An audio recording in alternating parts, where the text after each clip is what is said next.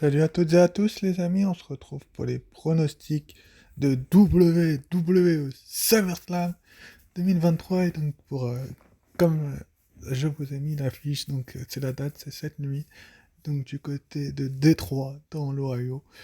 Roman Reigns et Jey Uso sont sur l'affiche comme Charlotte, Cody, Logan Paul, Asuka, Bianca Belair et Brock Lesnar. Je vous ai mis un petit peu la panoplie de la fiche de pay-per-view avant d'attaquer mes pronostics qui vont durer une bonne dizaine de minutes, si je dis pas de bêtises les amis, un peu plus de 10 minutes même. Mais en tout cas, ce qui est certain, c'est que on va ouvrir le pay-per-view, donc on aura Ricochet contre Logan Paul.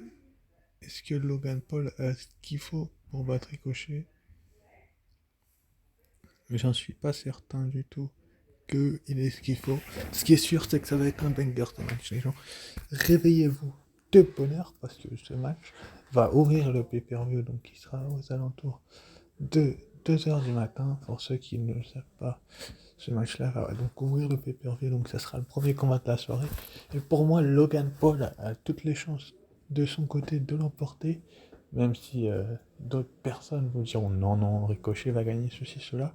La rivalité dure depuis janvier, s'il vous plaît, messieurs, dames, et depuis janvier qu'elle dure la rivalité, on a eu clairement un, un double choc du côté du Royal Rumble match. Ricochet et Logan Paul se sont mis tous les deux au tapis, mais clairement Logan Paul a besoin de cette victoire, surtout que son frère Jake Paul va dans un combat de MMA, il doit y être assez rapidement derrière, et j'ai eu la confirmation via une vidéo, donc pour moi Logan Paul va repartir avec une victoire. Ensuite après donc on aura le MMA Rules, un match de MMA, combat de MMA entre Ronda Rousey et la Queen of Spades, Shayna Baszler. Est-ce que Shayna Baszler a ce qu'il faut pour battre Ronda Rousey?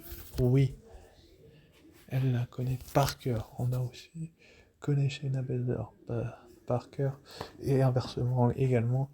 Mais bon, Ronda Rousey a clairement déclaré il y a quelques temps qu'elle quitterait la WWE dans quelques mois. Donc c'est plutôt logique que Du coup, je vous disais, les amis, que se connaissent par cœur, mais pour moi, Shayna Baszler va envoyer Ronda Rousey au tapis avec une prise de MMA et son Kirifu de la clutch, et Ronda Rousey va disparaître pour demain. Ensuite, après, donc, on aura Gunther face à Drew McIntyre, le pleurnichard, excusez-moi l'expression, pour le titre intercontinental.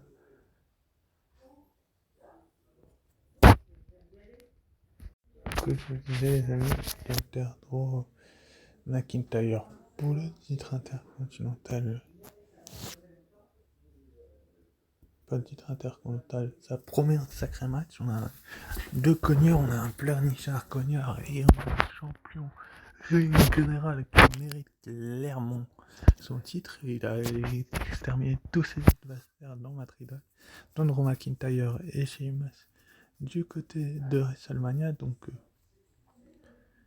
c'est plutôt une bonne chose que Drew McIntyre et Gunther méritent clairement tous les deux le titre, mais Gunther mérite plus pour moi la victoire qu'un Drew McIntyre. Et c'est une bonne nouvelle pour bon nombre de fans de voir un Drew McIntyre clairement mis en avant, parce que ça veut dire tout simplement que Gunther a besoin du titre pour, poursuivre sa domination, et une victoire sur Drew McIntyre ne lui ferait pas de mal du tout. Ensuite après, donc, on aura le SummerSlam Gym Battle Royale, donc Slim Jim, c'est celui qui fait les chansons de SummerSlam, donc c'est une bataille royale qui lui est dédiée à lui directement, et c'est lui qui va choisir le vainqueur. Je pense que LA Knight serait la personne parfaite pour lui, pour avoir une grosse victoire dans une chute assez rapide. Mais bon, on verra bien en tout cas par la suite ce que ça donne. Ensuite après, donc, on a le triple menace pour le titre féminin de SmackDown, entre Asuka, Bianca Belair et Charlotte Flair. Bon, Bianca Belair qui est championne. On a eu ça pendant 1 an. Et c'était quand même assez long. Charlotte Flair championne, on a eu ça pendant un sacré paquet de temps également. Et puis à chaque fois qu'elle revient, elle gagne le titre. Je vais pas vous mentir les amis, j'aimerais tellement, mais tellement que Bianca Belair récupère le titre, ça serait génial. Mais je pense que Asuka a un tour dans le sac. Elle a dit qu'elle viendrait pas toute seule du côté de SummerSlam. Et je sais pas pour me vanter, mais je pense que Asuka a ce qu'il faut pour gagner ce genre de match-là. Si elle vient pas seule, elle va peut-être cracher un miss sur Charlotte ou sur Bianca et puis balancer l'autre dans le poteau ou un truc comme ça. Et donc pour moi, je pense que Asuka, il y a de fortes probabilités que Asuka conserve son titre malheureusement. Bon, la rivalité était bonne et puis le fait qu'elle soit mise en avant les deux autres un peu plus qu'Asuka, c'est pas faux. Mais bon, la rivalité était bonne comme je vous ai dit et j'ai l'impression que la rivalité était faite pour que Asuka soit vraiment consolidée, vraiment mise en avant en tant que championne. Bon, c'est une championne de pacotille, c'est vrai, mais je pense que les deux autres ont eu leur moment de gloire par le passé à de nombreuses reprises, donc j'ai envie de vous dire qu'Asuka va conserver son titre. Ça, il y a de fortes probabilités que ça arrive, donc je vais partir sur une conservation d'Asuka et sinon mon cœur dirait bien que mais je pars sur une conservation d'Asuka. Ensuite après donc on aura Brock Lesnar face à The American Nightmare, Cody Rhodes, le chapitre 3, le dernier match entre ces deux hommes. Aucune stipulation contrairement à ce qui a été indiqué par le passé n'a été annoncé, donc est-ce que WWE nous prépare un petit tour dans le sac de Brock Lesnar ou de Cody Rhodes? Je n'en sais rien du tout. Mais tout ce que je sais, c'est que ça va être génial, que ce match va être vraiment bon. Tous les matchs de la carte, la plupart sont bons, mais celui-là va être vraiment bon.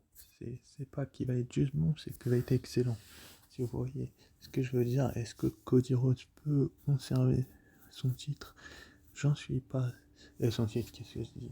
Remporter la victoire, j'en suis pas certain. Est-ce que Lesnar peut gagner? J'en suis pas certain, mais bon, Cody Rhodes a quand même été malmené durant la majeure partie de la rivalité, donc je vois vraiment une victoire de Cody Rhodes pour vraiment le mettre en avant et puis pour le rediriger vers le titre principal. Il n'y a pas d'autre moyen que de faire une victoire de The American Nightmare Cody Rhodes, parce que je vois pas qui peut stopper Cody Rhodes, Brock Lesnar à part Cody Rhodes, si vous voyez ce que je veux dire. Donc je vous dis que Cody Rhodes va gagner et il va prouver qu'il est parmi les meilleurs. Et ensuite après, donc dans l'avant-dernier combat du show, donc pour le World Heavyweight Championship, donc le champion du monde poids lourd, donc du côté d'en haut, bien évidemment, le championnat final Raw n'existe pas, celui des hommes, oui, enfin bref. En tout cas, on aura donc des Messiah de Monday Night Messiah, enfin c'est son surnom par le passé, de Seth freaking Rollins, en tout cas le champion contre le leader du Judgment Day, Finn Balor. Donc oui, Damien Priest à la manette, je vais pas vous mentir, le fait que Damien Priest à la manette m'inquiète un petit peu, mais je vois pas l'intérêt de laisser la manette à Damien Priest, alors que Rollins a le titre. Enfin, ça serait pas totalement illogique que Damien Priest encaisse justement pas sur cette Rollins, et ça serait tellement drôle. Enfin bref, ça c'est mon point de vue sur la rivalité. Je vais vous dire les amis, je vois vraiment, j'ai hâte, je suis fan de cette freaking Rollins, hein. C'est mon catcheur préféré avec Kevin Owens, je suis vraiment fan de lui, mais là je vous annonce, here is your winner, my prediction, and the new World Heavyweight Champion from the Judgment Day, le leader Finn Balor. Oui, Finn Balor va repartir avec le titre suite à une intervention de Rhea Ripley qui va frapper avec son titre féminin de Seth Rollins. Dominique va intervenir également avec un 619, un Seth Weapon, où il y aura une intervention extérieure. Puis Shadow Dog, coup de grâce 1, 2, 3, Balor, nouveau champion, j'annonce. Et donc dans le main event, donc ce sera Roman Reigns contre Jey Uso dans le Tribal Combat. Donc le Tribal Combat, c'est le match où aucune règle n'est permise, enfin où toutes les règles seront permises, donc les low blows seront utilisés, etc., etc. Mais bon, Reigns est le champion depuis maintenant 3 ans et Jey Uso veut tout faire pour récupérer la couronne. Est-ce que Jey Uso peut récupérer la couronne? Je ne pense pas. Je pense qu'on va avoir une intervention de Jimmy Uso qui va claquer un super kick sur son frère Jey Uso. Roman Reigns va enchaîner avec un spear et sa prise de soumission là, que je me rappelle plus du nom. Jey Uso va donc abandonner assez rapidement Jey Uso, donc il va taper en plein milieu du ring, perdre connaissance, et donc Roman Reigns va rester le champion incontesté de la WWE et incontestable, et le chef de la tribu. Je vois pas l'intérêt de donner le lead de cette tribu à Jey Uso alors que Roman Reigns l'a dirigé pendant 3 ans. C'est vrai que Jey Uso aurait pu le faire il y a de cela quelques temps, mais là il n'a pas les épaules pour. Donc sur ce, je vous remercie d'avoir suivi cette vidéo pronostic de SummerSlam et je vous dis à très vite pour une nouvelle vidéo pour la review. Sur ce, je vous dis ciao, bye. Et vous avez le droit de ne pas être d'accord avec mes pronostics.